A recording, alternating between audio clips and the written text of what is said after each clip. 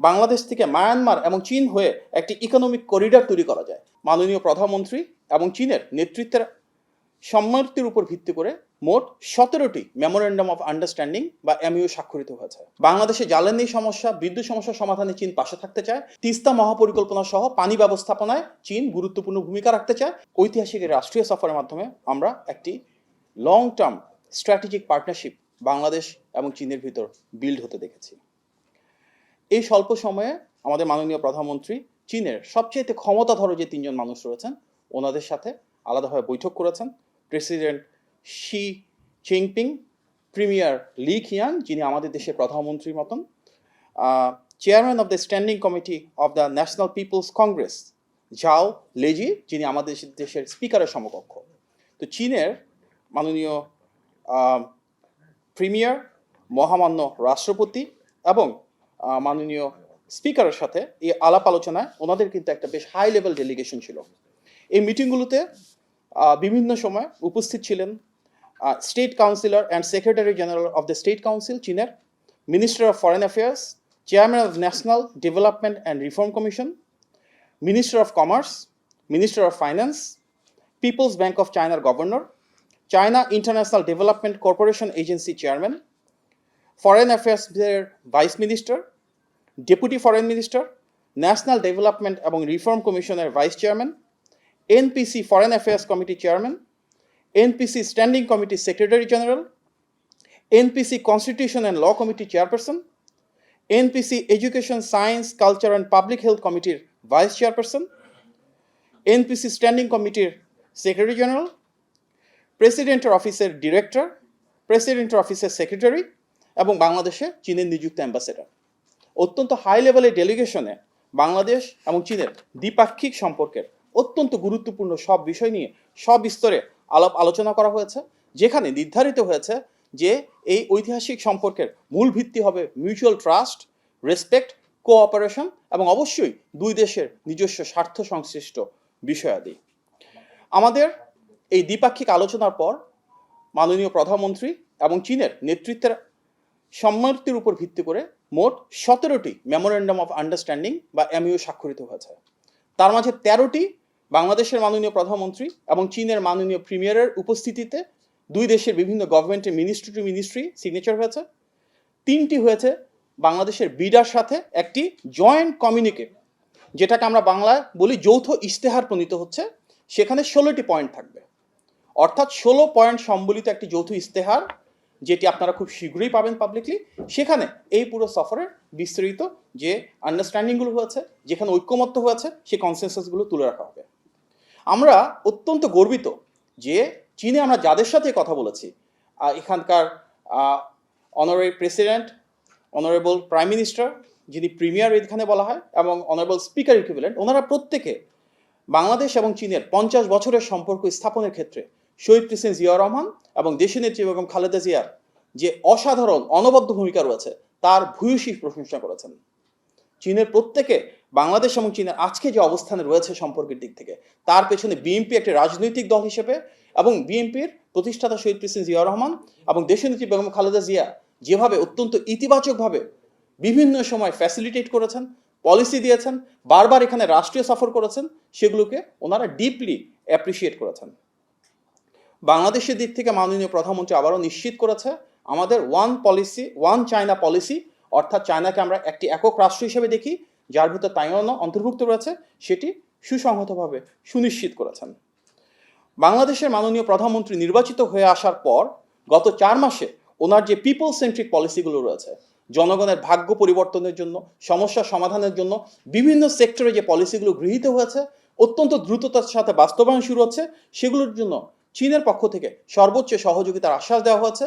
ওনারা এটিকে খুব ডিপলি এবং গ্রেটলি অ্যাপ্রিসিয়েট করেছেন এবং বলেছেন যে জনগণের সাথে সংশ্লিষ্ট বিভিন্ন সেক্টরে এই পলিসিগুলো বাস্তবায়নের জন্য যেখানে যতটুকু করা প্রয়োজন চীন বাংলাদেশের সাথে থাকবে এবং পাশে থাকবে।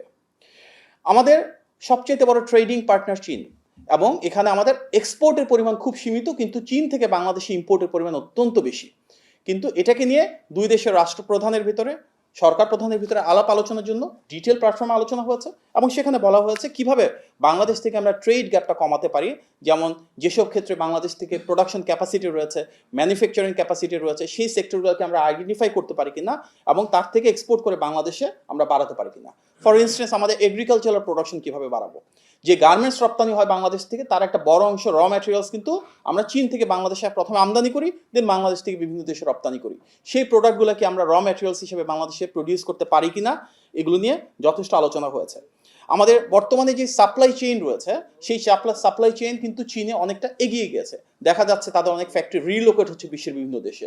চীনের নেতৃত্ব বলেছে রিলোকেশনের ক্ষেত্রে বাংলাদেশকে কিভাবে প্রাধান্য দেওয়া যায়, যেসব জায়গায় বাংলাদেশের হিউম্যান রিসোর্স রয়েছে, টেকনিক্যাল ক্যাপাসিটি রয়েছে, সেই ইন্ডাস্ট্রিগুলো বাংলাদেশে নিয়ে আমরা কিভাবে জব ক্রিয়েট করতে পারি, এগুলো নিয়েও বিস্তারিত আলোচনা হয়েছে এবং নিশ্চিত করা হয়েছে সামনের দিনগুলোতে চীনের দিক থেকে বাংলাদেশের ট্রেড কিভাবে বাড়ানো যায়, বাংলাদেশে কিভাবে ফ্যাক্টরি প্রেজেন্স বাড়ানো যায়, এগুলো নিয়ে ওনারা কাজ করবেন এবং যে ইনভেস্টমেন্টগুলো হবে চীন থেকে সেখানে অবশ্যই কর্মসংস্থানকে একটি অন্যতম প্রাধান্যের ক্ষেত্র হিসেবে দেখা হবে। বাংলাদেশের সাথে চীনের অনেক ধরনের উন্নয়নমূলক প্রজেক্ট চলমান রয়েছে, সামনের দিকে আমরা এই প্রজেক্টগুলোকে আরও ব্যাপ্তি বাড়াতে চাই। রোডের ক্ষেত্রে অর্থাৎ সড়ক, ব্রিজ, রেলওয়েজ এ প্রত্যেকটা ক্ষেত্রে চীন আমাদেরকে মাল্টিমোডাল ট্রান্সপোর্টেশন মেকানিজমের ক্ষেত্রে সহযোগিতা করতে চায়। বেশ গুরুত্বপূর্ণ প্রজেক্টের ভিতর রয়েছে, আপনারা দেখেছেন সম্প্রতি পাস হয়েছে যে আনোয়ারাতে চট্টগ্রামে সেখানে একটা ইকোনমিক এবং ইন্ডাস্ট্রিয়াল জোন মাননীয় প্রধানমন্ত্রী বলেছেন এটা যত দ্রুত সম্ভব বাস্তবায়ন করবার জন্য। একই সাথে Mongla economic zone, green development অর্থাৎ গ্রিন এনার্জি এবং এর পাশাপাশি যেখানে সাস্টেনেবল ডেভেলপমেন্টের জায়গা রয়েছে, ইকোলজিক্যাল এবং এনভায়রনমেন্ট ফ্রেন্ডলি বিভিন্ন ইনফ্রাস্ট্রাকচার ডেভেলপমেন্ট রয়েছে, সেগুলোকে চীন প্রায়োরিটাইজ করতে চাচ্ছে। বাংলাদেশে জ্বালানি সমস্যা, বিদ্যুৎ সমস্যার সমাধানে চীন পাশে থাকতে চায় এবং বাংলাদেশে বলেছে যদি আমরা স্বাভাবিকভাবেই একটা কম্পিটিটিভ প্রসিজারের মধ্যে যেখানে সুযোগ আছে, যেখানে সম্ভাবনা রয়েছে, আমরা চীনা বিনিয়োগ বাংলাদেশে এবং চীনা উন্নয়ন অগ্রযাত্রা সহযোগিতাকে আমরা অ্যাপ্রিসিয়েট করছি। চীনের একটা দীর্ঘদিনের এক্সপিরিয়েন্স রয়েছে ওয়াটার ম্যানেজমেন্টের ক্ষেত্রে এবং বাংলাদেশে আমরা জানি তিস্তা মহাপরিকল্পনা যেটি বিএনপি নির্বাচনী ইশতেহারে ছিল সেটি বাস্তবায়ন প্রক্রিয়া আমরা যাচ্ছি। এখানকার প্ল্যানিং, ফিজিবিলিটি স্টাডি এবং টেকনিক্যাল যে কোনো সাপোর্টে তিস্তা মহাপরিকল্পনা সহ পানি ব্যবস্থাপনায় চীন গুরুত্বপূর্ণ ভূমিকা রাখতে চায় এবং বাংলাদেশ থেকেও আমরা স্বাভাবিকভাবেই যদি সেখানে আমাদের কস্টিংয়ের অ্যাডভান্টেজ থাকে, যদি আমরা টেকনিক্যাল সাপোর্টটা প্রপারলি পাই এবং যেহেতু আমাদের এখানে স্বাভাবিকভাবেই বিএনপি নির্বাচনী ইশতেহার বাস্তবায়নের জন্য প্রণীত উদ্যোগগুলোর সাথে চীনের দীর্ঘদিনের যে এক্সপার্টিস রয়েছে, এক্সপিরিয়েন্স রয়েছে সেটা অ্যালাইন করছে, এক্ষেত্রে আমরা সামনের দিনগুলোতে খুব ডিপ রুটেড কোলাবোরেশন প্রত্যাশা করছি। আজকে কানেক্টিভিটি নিয়ে ডিটেলে কথা হয়েছে প্রেসিডেন্ট শি জিনপিংয়ের সাথে মাননীয় প্রধানমন্ত্রী জনাব তারেক রহমানের, এবং সেখানে প্রস্তাবনা এসছে যে কিভাবে বাংলাদেশ থেকে মায়ানমার এবং চীন হয়ে একটি ইকোনমিক করিডর তৈরি করা যায়, যে ইকোনমিক করিডরের মূল উদ্দেশ্য হবে বাংলাদেশের অর্থনীতিকে আরও ব্যাপ্তি বাড়ানো, ইকোনমিক ট্রানজ্যাকশন বাড়ানো এবং মাল্টিমোডাল ট্রান্সপোর্টেশনটাকে আরও এনহ্যান্স করা। চিটাগাং পোর্টকে আরও কীভাবে আধুনিকায়ন করা যায় এবং আমরা একটা রিজিওনাল হাব হিসেবে গড়ে তুলতে পারি যেখানে শুধু বাংলাদেশের জন্য না, চিটাগাং পোর্ট অন্যান্য দেশের জন্য সার্ভ করবে, সেটা নিয়ে যেমন আমরা কাজ করতে চাই। একই সাথে মংলা পোর্টকে আপগ্রেড করবার জন্য এবং মংলা পোর্টকে আরও বেশি প্রোগ্রেসিভ করবার জন্য, সার্ভিস ওরিয়েন্টেড করবার জন্য চীন আগ্রহ প্রকাশ করেছে এবং বাংলাদেশ থেকেও আমরা সেগুলো নিয়ে আলোচনা করেছি। স্বাভাবিকভাবেই বাংলাদেশ এবং চীনের মাঝে বহুপাক্ষিক যে সম্পর্ক তার অংশ হিসেবে আমরা পিপল টু পিপল টাইজ বাড়াতে চাই।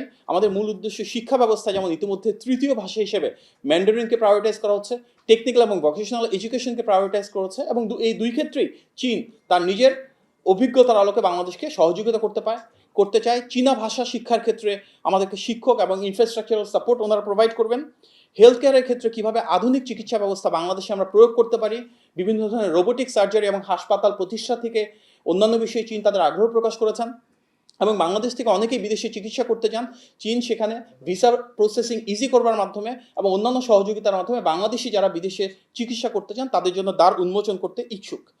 এর পাশাপাশি সংস্কৃতি, মিডিয়া, টেকনোলজি, সামগ্রিকভাবে নলেজ ট্রান্সফার এবং এমপ্লয়মেন্ট জেনারেশন নিয়ে আমরা পিপল টু পিপল অর্থাৎ দুই দেশের ভিতরে সম্পর্ক আরও বাড়াতে চাই।